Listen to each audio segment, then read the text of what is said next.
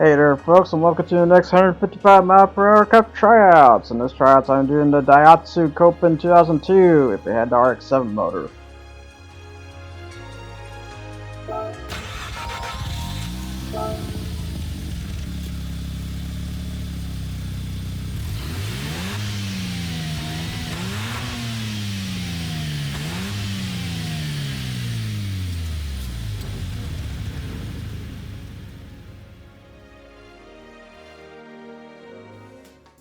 So here's the parts and things you can do to the Copen Rx, I should call it. I'm going to call it throughout because that's basically how it is, because it's the Daihatsu Copen 2002 with the RX-7 motor. I don't know, eventually we might get a newer Copen in the future, but for now it is what it is.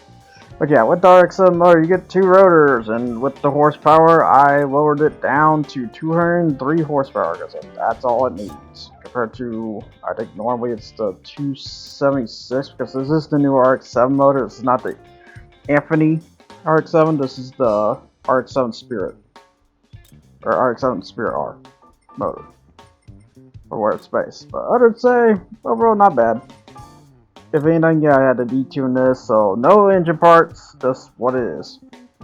Which is fine, because that motor's already beefy already, so. And as the thing goes, it has a wide, but you're gonna have a wide body in. The engine swap is just the RX-7 motor as of now. Now here is the rims, which yeah, I'm just gonna say there's a weird glitch going on with the rims here, because yeah, you can widen the normal rims, which that's fine. But when you go to the custom rims I did here, I'll just say this, I did not select the offset at all to be wide. So I don't know what that's about. That's a weird thing to me at the end of the day. But yeah, I tried to flip it back to standard size. As a matter of fact, you can see as I have them normal color right now, they're using the metallic reds right now. But for some reason, they just do not default to the standard size, so it's very interesting. So that's the one big remark I'll mention about this one. I don't know if specifically the car I bought is stuck like this or not at the end of the day. But anyways, you can have the front splitter, as the thing goes, your front lip, or just a regular car lip at the end of the day instead of a race lip. Or you can have side skirts or a race side skirt. Or you can have more grooves to the back. Give more a cup look at the end of it. As the touch goes. Even though, I'll just say this, you can't really do it with the regular motor at all for cup. Unless you do lesser speed regulations for that. But otherwise, it is what it is. Yeah, you can also do a custom wing, which as you can see there. And that's right. Or you could add the lip too, which the lip I'll probably do for the other version in the future. And then you got a tow hook. And then you got roll bar. That's such. And hood pins as well. Lights, I went with the orangey. Yeah, I went with the orange lights at the end of it. Give more of that vibe. So yeah, it's a very colorful vibe, and this time I did for the decal and such. Yep, and here's where the license plate would be if you apply a license plate to it. I'm surprised there's not an option to do none, because race cars don't have license plates, period. So it's very interesting there's not a none option. At best, you can just select it to be just at the rear at the end of the day, which is fine. Because here's the thing, even if I remove the license plate, it's still got the grooves there anyway. So I'd rather have the license plate there at the end of it. Matter of fact, if anything, I would like to have an option for the race cars to do the opposite, where they get to have a license plate or something on the back. Because some cases they just have that groove there. But yeah, here's the tuning setup, which basically I had to up the suspension because this is a lot of torque and a lot of horsepower for the Copen at the end of the day. So it kind of wheels a bit in the front sometimes when you have to turn hard or punch it really hard at the end of it. Which I say loosely, because as you can see, it's down tuned severely, but it still does have a low RPM turbocharger, as you see there. Oh yeah, and another funny thing, yeah, I had to turn around and buy that ultra high RPM, which I forgot about buying that, but it's fine anyways, because I'll just say this, I'll never use an ultra high RPM unless I am forced to by limitations, perhaps. But I'd say ultra high is not that good anyways, because you then deal with a massive turbo lag. Unless you have very I want to say like an 8-speed transmission, then you're set for life, because then your transmission is going to keep that turbo into high gear at the end of the day, and that's a reason to have a high gear car in that case, because you will keep the turbo intact at the end of the day throughout the punch, because the turbo doesn't turn on until you hit that certain RPM. But here's the decal in case anyone wants this very decal at the end of the day. So the Daihatsu Copen 2002 is a very interesting little machine, especially with the RX-7 motor, because I gotta say, it's very interesting to drive a high-power sports car motor that's usually in the FR as a FF for this case, for this matter. Because, yeah, this is actually the first case I've seen an RX motor in a FF. The only case I would ever heard of seeing a RX motor uniquely would be something like a truck or something. It makes me wonder one day we'll get an RX truck, but yeah. Because, yeah, the closest was a Mazda truck that they did that was rotary, but it failed miserably though, so that probably won't ever happen in regards. But to say though, that I had to cope in with the RX-7 motor is kinda tame, to be honest. It's like not really that fast, and it does with a acceleration stutter at the end of it. And this is just on the low side too. I kinda worry about the future end of it at the end of it if we hit the sports side or even the GT side of things in terms of speed. But as a Cup racer with the RX motor, it's kind of fine. It has high durability in regards, but overall on the acceleration part, it's just not really kind of just in there. I think it's in like, what was it, 112, 113 there on the Eiger climb there, so not really great for the most part. It's kind of just basic. The turning side though, I'd say a 7. It's pretty up to standards of an FF, because yeah, FFs are gonna have that band to be more steery. The problem is with the higher horsepower and higher torque, and depends on what kind of FF it is and how well they handle it, you might deal with over torque at the end of the day, and this car kind of somewhat suffers a tad of that, but not a whole lot in regards. I would say I had to put the spoiler down all the way to mostly the turning side, or not turning side. The spoiler is up to speed while the front's all about turning, because yeah, that's how you basically gonna have to do it with every FF. Because yeah, I'll say this, with people who say that you don't need a spoiler in the back of an FF car, they're technically not wrong, but they're technically not also right. You do technically need a spoiler, but you don't need it for, let's say it. You don't need it for stability case, because FFs already have the highest stability. They're ridiculously high on that part. What you need a spoiler there for is for turning at the end of the day. A spoiler will help you for turning means, not for stability's case when it comes to FF. For FR's case though, you want it for both those very means. That's kind of what the difference is happening between not having a spoiler and having a spoiler. Believe it or not, no matter what, you should really have a spoiler to your car at the end to have that somewhat performance, but just performance for a better turning means and a better stability case. So say. Is it gonna make the car look tacky and goofy? Yeah, but it really depends on how you do it at the end of the day.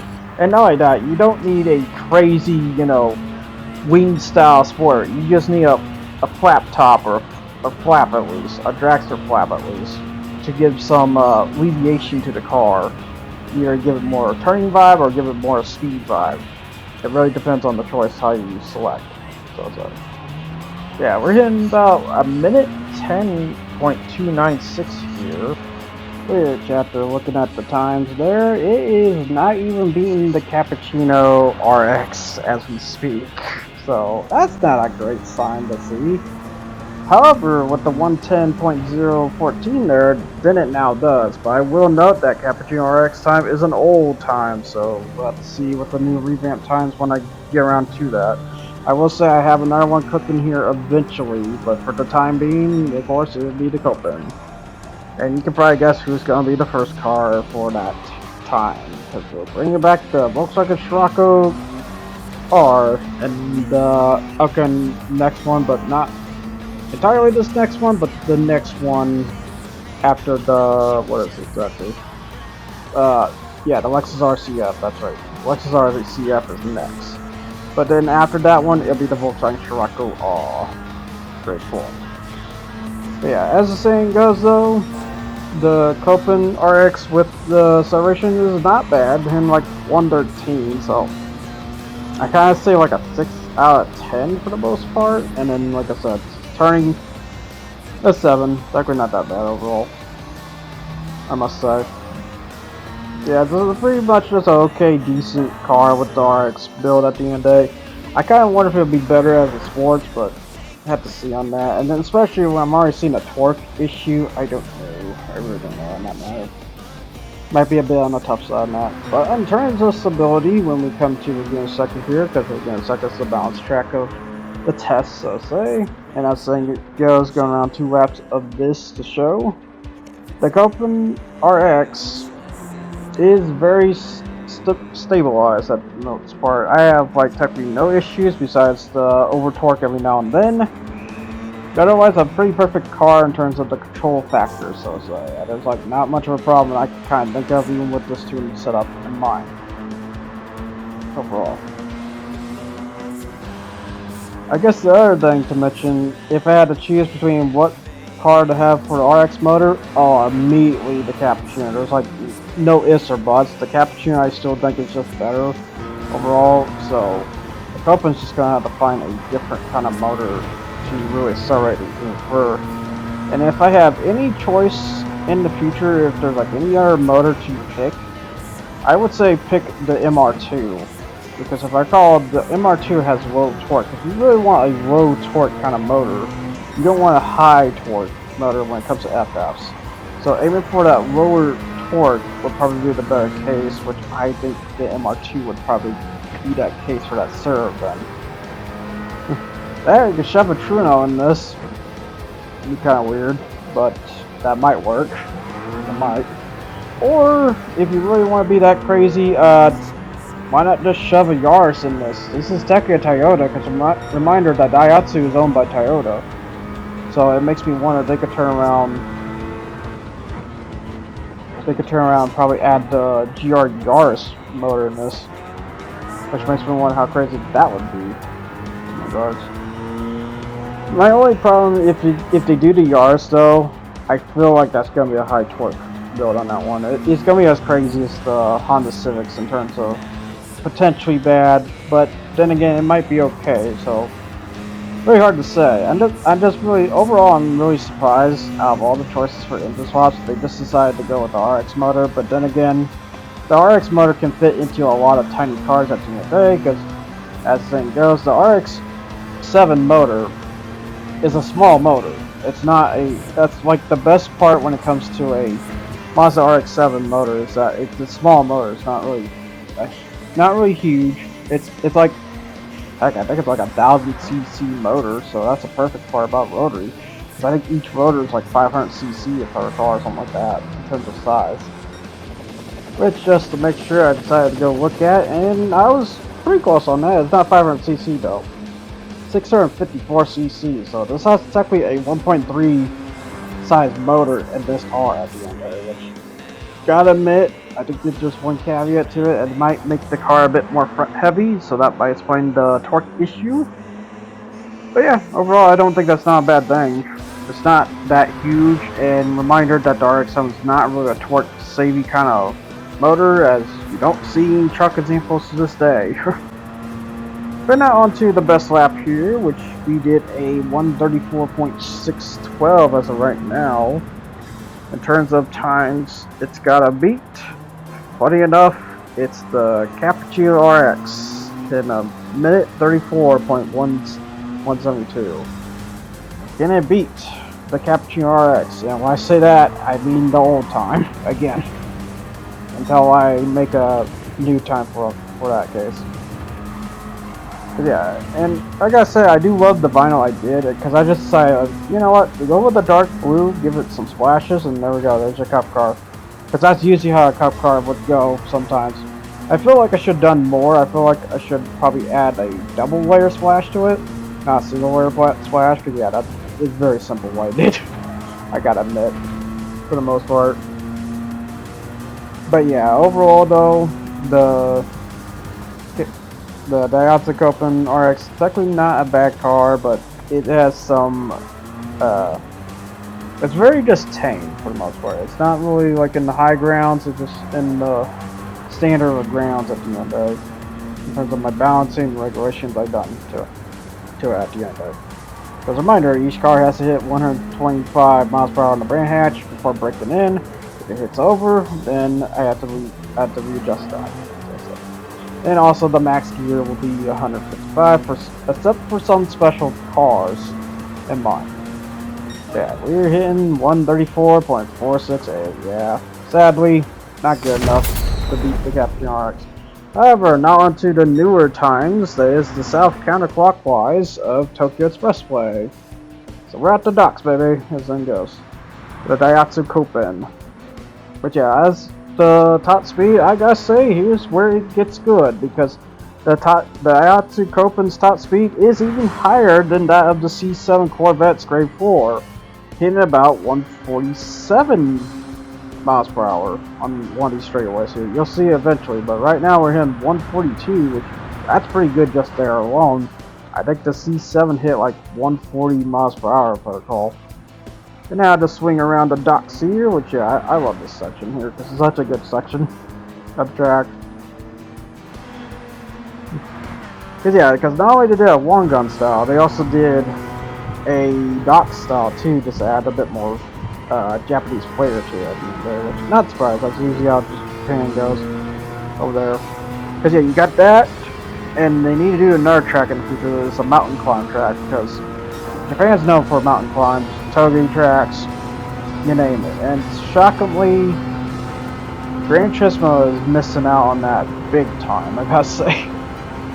So yeah, they need some kind of toge mountain climb track when they can. Because I'm sorry, a mountain trail is nice, but that's America there, guys. And you guys put in America. There's a funny part. And it makes kind of sense. It's up for Nessa, though. I don't remember Nessa being in America, but that's just me. That's weird. Anyways, as it goes. I could have sworn that Nessie was UK, not America, but you know. But yeah, overall there, as you've seen, it hit like 147 miles per hour, which is fantastic. I'd say maybe like a 9 for that case on the speed chart. So, not department overall. Not bad for a little pint machine at the end of the day with the RX motor. But then again, it really is the RX motor that shines the most on that part. But yeah.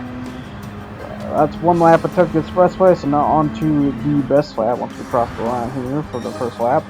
Or, well, somewhat first lap, technically second lap, because I usually, first lap's like the runner-up lap, and then second is like close to the real factor lap.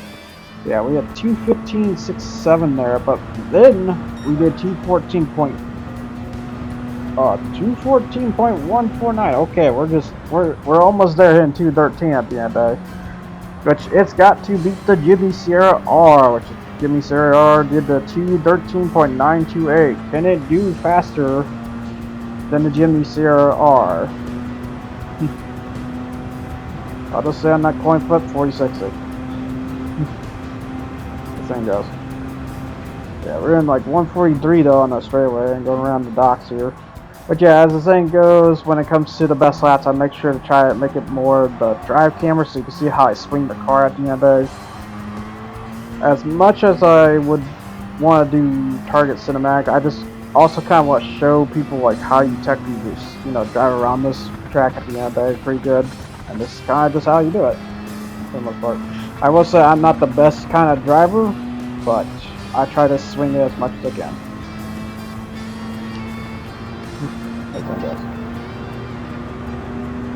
There we go, hitting 0.4 there on the time split, so not really the greatest, but that kind of tells me how much I only could do at best for those at the end of the day. But yeah, hitting 146 there, that's pretty quick. So I think that's where it shines the most, is the fact that he got a little bit more top speed compared to most of the contenders that done this, which I say most, the other two. But yes. Ever since my revamp style, the Jimny Sierra and the C7 Grade 4 has been the only candidates thus far that's done this track. The other ones had to get rid of their times and stuff because they were on the south clockwise, not south counterclockwise. So it's like, yeah, here we go, going around the swings as the thing goes. Swing to the left, swing to the right, or swing to the right, swing to the left, swing to the right, and on down to the big swing on the left here. Make sure you keep it slow. You know, I definitely did not keep it slow there, so that might have screwed up the lap just a tad, but we'll see if we actually may or not. Let's see if we can make it better. At 213 and 214.134. It was so close, but sadly, I think I'm just hitting the scratch of my peak of the performance I can give to this car at the end of the day. So yeah, that's basically the Daihatsu Copen Rx. I think it's a very fine machine, but yeah, overall. So here's the things you can do, which is the Sunday Cups, which is the Sunday Cup Modern and Sunday Cup Classic. I still don't understand what they did that at the end of the day, but either way. Japanese FF Challenge 450 because it is FF. And then the Japanese Clubman Cup 550 there once I get to it. So yeah, you can do this. And then I think that's kind of really about it. You can probably do the Asia Oceania Championship, but the race to turbo sports cars. You could probably technically do that, but I would say probably the corner tracks. Don't do any of the straight ones, or you might get screwed out on that.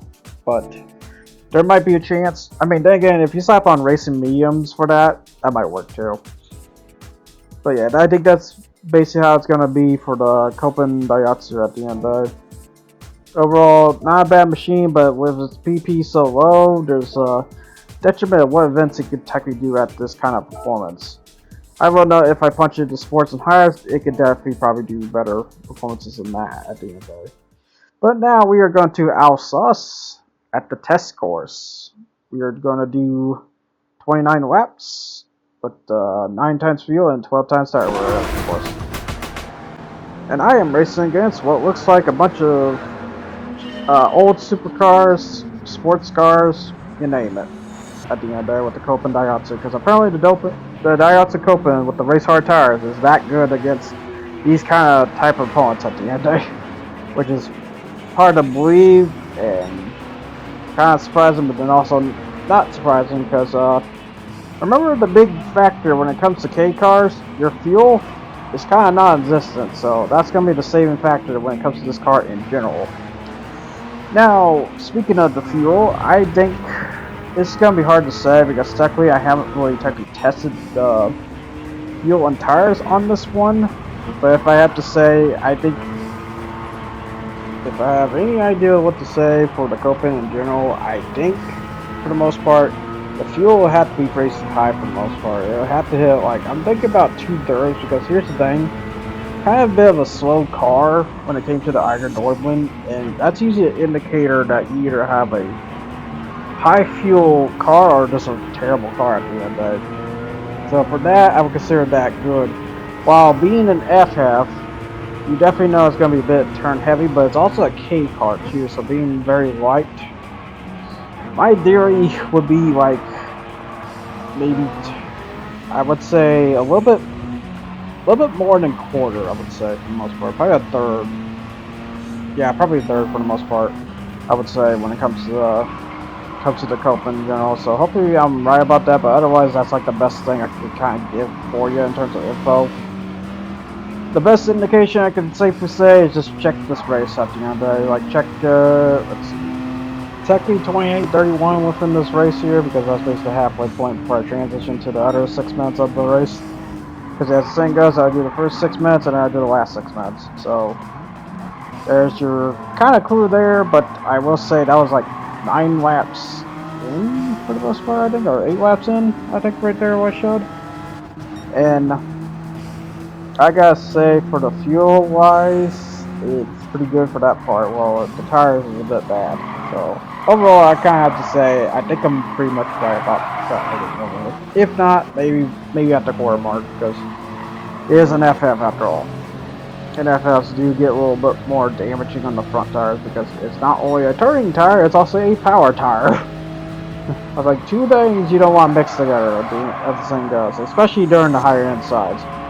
Because yeah, that's why you don't see FFs in the higher performance because they simply can't kind of exist unless they're hybrids, which Nissan tried to do that with the GTR LMP, which I never understand why they did that, and that was like one of the biggest first cases I ever seen in terms of doing that. You know, it didn't work out that well, I will know, but it's something. It's something at the end of it. They did do some wonders, but I can't say if it was like, you know, a champion kind of wonders. It's just special for the most part. Yep, here I'm going passing the Mustang GT no less. Maybe one day, hopefully, we get the regular Mustang V6, because I'm really curious. I'm hoping like one day to add the more pedestrians. If there's like any additional models to add when it comes to cars, try to add the very unique ones, the ones that really stand out. Like example, a Mustang V6 to a Mustang GT. I'm dead curious how much better what a Mustang is to a Mustang GT is. And again, I just realized something else so funny. I forgot that they also did an inline 4 too, the inline 4 Eco Boost to be exact. I forgot they also had that one too. So yeah, there's actually 2 other variations of Mustang. Gran Turismo could turn around and add anytime they really want to. I mean, granted, they're not the Mustang GT, but I'm gonna be honest, you don't need that GT badge to be good sometimes. I'm just gonna say that flat out. Heck, I kind of sometimes wonder if sometimes the inline 4 or the V6 could be better. Because I'll just say this, the Mustang GT is not really that fantastic for the most part. It's no Viper GTS, I'll say that much. But it's kind of close on the margin sometimes. It's just not really there, is the best way to say it. Yeah, we got the Lamborghini Maria, and we have another Maria, and then a Lamborghini Countach, so we actually get to see which Lamborghini stands out as one of the best in terms of this AI battle. I can't say this is going to be the be-all, end-all contest between the Maria and Countach, but by AI means, here's your AI means. As it goes. And then we also got a Ferrari F40, so my little Copen versus a Ferrari F40, which yeah, we're about to just hit the split to the other side here pretty soon, as we go around another lap at least. Cause yeah, I did another lap because yeah, I was like only 5 minutes 26. I'm like, okay, yeah, I guess I'll do another lap real quick. Just showcasing the Copen versus the F40 here. Cause yeah, there's basically my rival right there. It's the Ferrari F40, no less. A old supercar that I am beating the tar out of with a little K car. Well, I should say K Racer, because reminder, this has like all the rate reductions, every other little hanky doodle you could add to it, you know, in terms of acceleration gains. And yeah, it could stand up to the might of the Ferrari F40. I mean, I will note though, I also have racing hard tires, so that ain't all fair either. Although he has better speed than me, so what's the better odds to that, you know? I would say no doubt speed if it's a speed track, but this is also technically a speed track. Or no, actually, wait, this is a test question, I'm sorry. Although I do love this track though, because I gotta say, out of all the really short tracks, this is technically one of the funnest ones in terms if you would make this a NASCAR-like track, this thing would be crazy good for the most part. Because just imagine NASCAR fucking racing through this 40 seconds. Around this track, go up the hill, go down the roller coaster, which, although I gotta say, that's probably gotta be deadlier than the corkscrew of Laguna Seca, though. That's gotta be way more dangerous. Because just look at this, you have to turn in, go straight down this whole corkscrew-looking turn here, and in the best part, that's a bridge too. That's not just a road, that's a bridge on down. Just crazy design, which. As the saying goes, I don't know if Alsace is a real track or not. If so, though, holy crap, that is a cool corkscrew at the end of it. Because yeah, I gotta admit, Gran Turismo did really good when it came to this very track alone. Because yeah, this track is very fun in regards. See, you even got night lights too. Because yeah, unlike the stupid Moonbay Speedway, we got night lights here. And such. But yeah, in terms of the line so far, we have the Nissan GTR 17, we have the Super RZ, because yeah, I was wondering, like, wait, is that really the really a regular super? Yeah, it was a regular super. Because, yeah, usually they toss a tune one at me. Sometimes. Not the regular one, but no, it's the regular one. And then we got Murcielago again, stomped by a Mustang GT 2015. That's gotta be embarrassing a little bit. Although I say stomped loosely, the Murcielago is definitely faster. It's just, I think the fuel consumption is really eating him alive on this batter. As a reminder, it's a 9 times fuel burn. That's gonna eat supercars like him for a living. And then we got the 2 REM Amiyas, because yeah, we had to have 2 of these, not just one. Just a reminder, it's there. The blue wrap is there. And then we got the Alfa Romeo 4C, the Viper GTS in 8th right now. Which, yeah, it's kind of funny seeing the Alfa Romeo 4C with the Viper GTS. That's like siblings. It's like somewhat like siblings. It's a weird sibling relationship because they're both low down sports cars that are just look nice at the end of it. And then you got the Goretti Fuga Z in 8th right now, which is not bad for the RB26 to be an NA motor at the end of it. The Porsche Cayman GT4,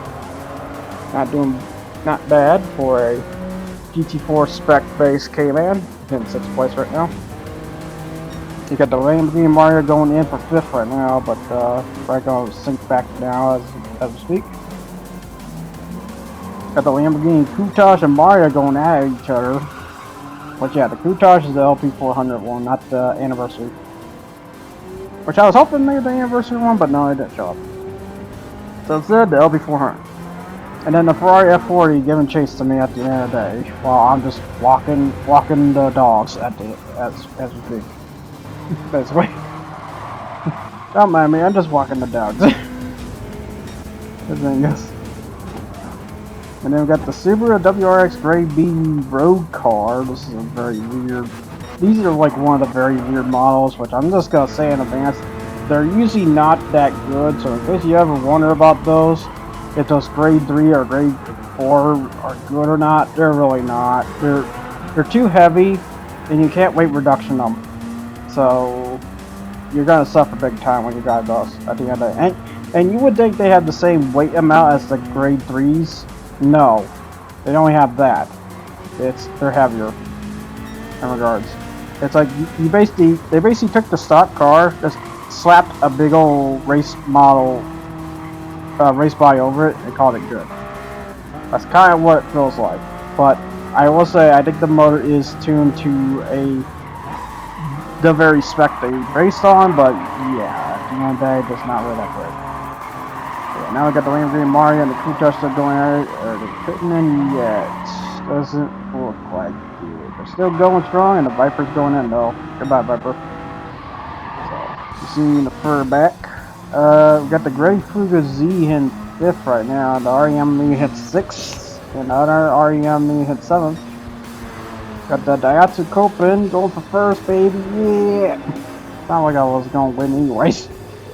Cause yeah, like I said, Super Ks, they are phenomenal on their fuel and tires. I think you can see here. And by the way, this is full press too. So if I had to say, I think it's like, I think I did halfway. I think I did pit it once. So to say, I think it lasted for 14-15 laps on this track alone. I think. I could be dead wrong, but just to say in advance though, that's why I think I did. Because I don't see the pit thing anywhere between the 26th to 20th right there, so I assume I didn't pit earlier than, I assume I pit earlier than that. Yeah, that basically wraps out overall when it comes to this race. They basically just mopped the floor of these supercars and sports cars. I mean, yeah, racing hard tires is definitely cheating, but reminder, I burn quicker on those tires too. But tune in next time for the next 155 mile per hour Cup Tryouts when I get to do the Lexus RCF Grade 4. So, till then folks, I'll see you guys next time. I hope you enjoy what you watched here, and ciao. Thanks for watching as always.